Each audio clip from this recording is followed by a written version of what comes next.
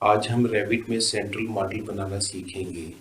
जो दोस्त मेरे चैनल पर नए हैं वो सब्सक्राइब कर लें और बेल आइकन प्रेस कर लें ताकि हर नई आने वाली वीडियो इनको मिलती रहे। लाइक एंड शेयर करना ना भूलें। अगर आपको एक ही रैबिट प्रोजेक्ट पर मल्टीपल यूजर्स के साथ काम करने की ज़रूरत है तो आपको सेंट्रल फाइल फीचर को एक्टिवेट करना होगा। इस बात को यकीनी बनाएं कि आप लोकल और सेंट्रल फाइल के दरमियान तमाम फ़र्क जानते हैं।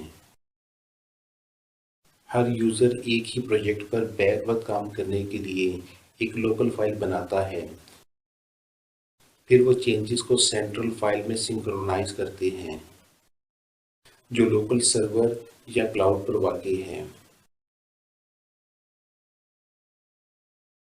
रैबिट स्टार्टअप पेज हमारे सामने है। सेंट्रल मॉडल बनाने से पहले इस मॉडल की इंफॉर्मेशन मैनेज करना ज़रूरी है। आइए इनको देखते हैं। रैबिट स्टार्ट पेज के टॉप लेफ्ट साइड पर एक बैक बटन है। इसको प्रेस करने से हम रैबिट होम पेज में चले जाएंगे। आप इसको प्रेस करें या टॉप लेफ्ट पर होम स्क्रीन बटन है, इसको सेलेक्ट करें या इसकी शॉर्टकट की कंट्रोल डी है। किसी भी ऑप्शन को सेलेक्ट करते हुए आप होम पेज को एक्सेस करें। अब फाइल टैब में ऑप्शंस बटन को सिलेक्ट करें। ऑप्शंस डायलॉग बॉक्स आपके सामने है। जनरल सेक्शंस में नोटिफिकेशंस हैं। पहला नोटिफिकेशन सेव रिमाइंडर इंटरवल है। इसमें सॉफ्टवेयर आपको ओपन फाइल्स में रिसेंट चेंजेस को सेव करने के लिए रिमाइंड्स करता है। आप इस रिमाइंडर की टाइमिंग इस ड्रॉप डाउन बटन से सेट कर सकते हैं। दूसरा notification synchronise with central reminder interval है। इसमें सॉफ्टवेयर आपको सेंट्रल मॉडल के साथ सिंक्रोनाइज करने के लिए रिमाइंड्स करता है जब वर्क शेयरिंग हो। इस नोटिफिकेशन की टाइमिंग्स आप इस ड्रॉप डाउन बटन से सेट कर सकते हैं। इसके बाद यूज़र नेम है।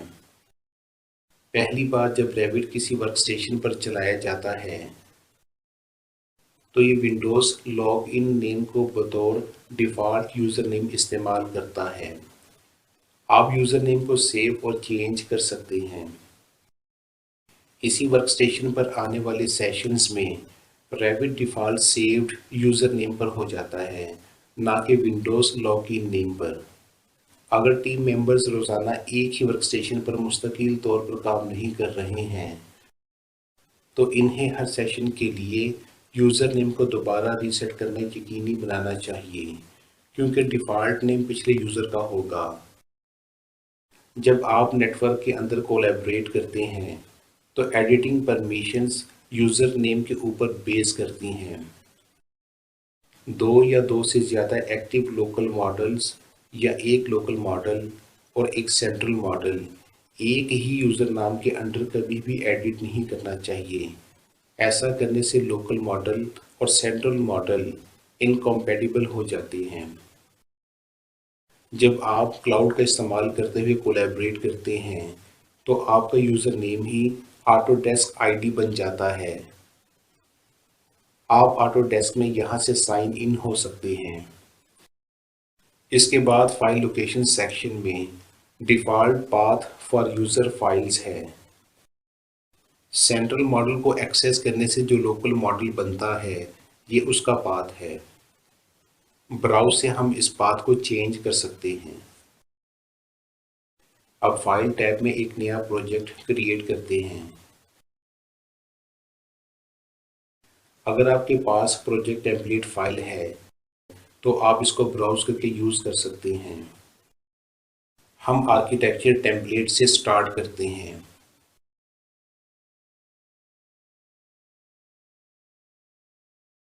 एक नया फ़ोल्डर सेंट्रल मॉडल के नाम से बनाते हैं ताकि सेंट्रल मॉडल बनने के दौरान इस मॉडल के प्रोसेसिंग स्टेप्स डिटेल के साथ मैं आपके साथ शेयर कर सकूं।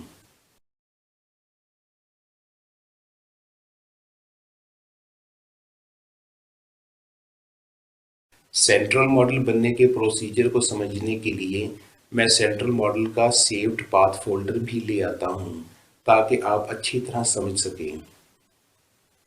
मैं इस फोल्डर को स्क्रीन पर एडजस्ट करता हूं।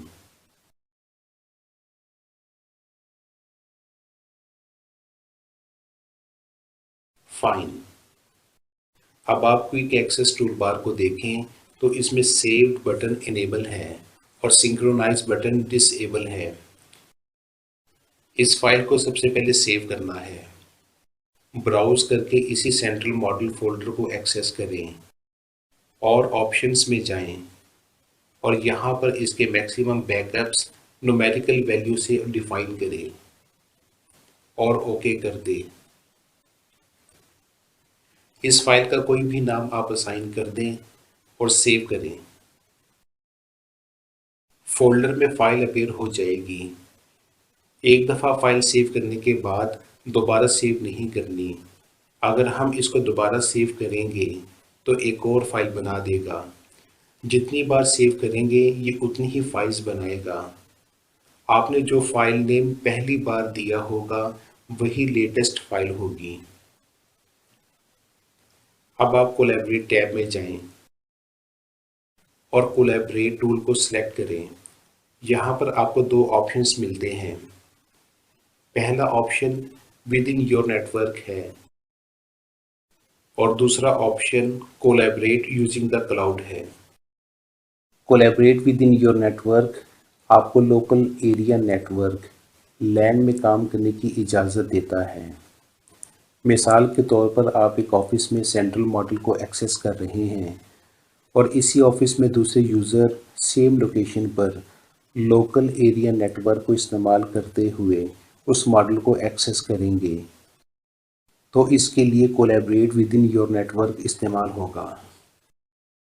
और अगर आप मुख्तलिफ लोकेशंस पर वाइड एरिया नेटवर्क वैन की मदद से इस मॉडल को एक्सेस करें तो उसके लिए कोलैबोरेट यूजिंग द क्लाउड इस्तेमाल होगा। हम विद इन योर नेटवर्क का इंतखाब करते हैं। सेव बटन इनेबल है और सिंक्रोनाइज बटन डिसेबल है। अब आपने इस प्रोजेक्ट को सेव करना है।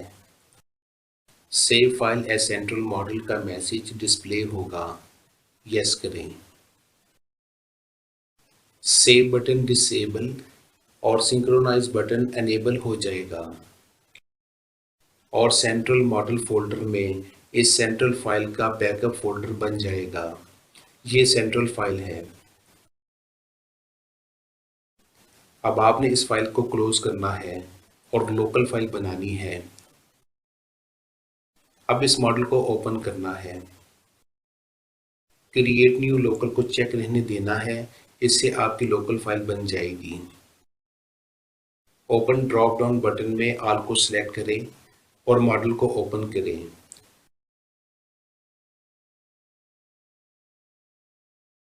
आपका सेव टूल और सिंक्रोनाइजिंग टूल दोनों इनेबल हैं।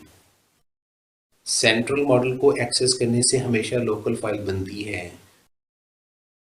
वर्किंग के बाद जब आप फाइल को सेव करते हैं तो आप लोकल फाइल को सेव करते हैं और अपनी वर्किंग सिंक्रोनाइज बटन से सेंट्रल मॉडल में ट्रांसफ़र करते हैं। उम्मीद है कि आपको सेंट्रल मॉडल बनाने का तरीका समझ आ गया होगा।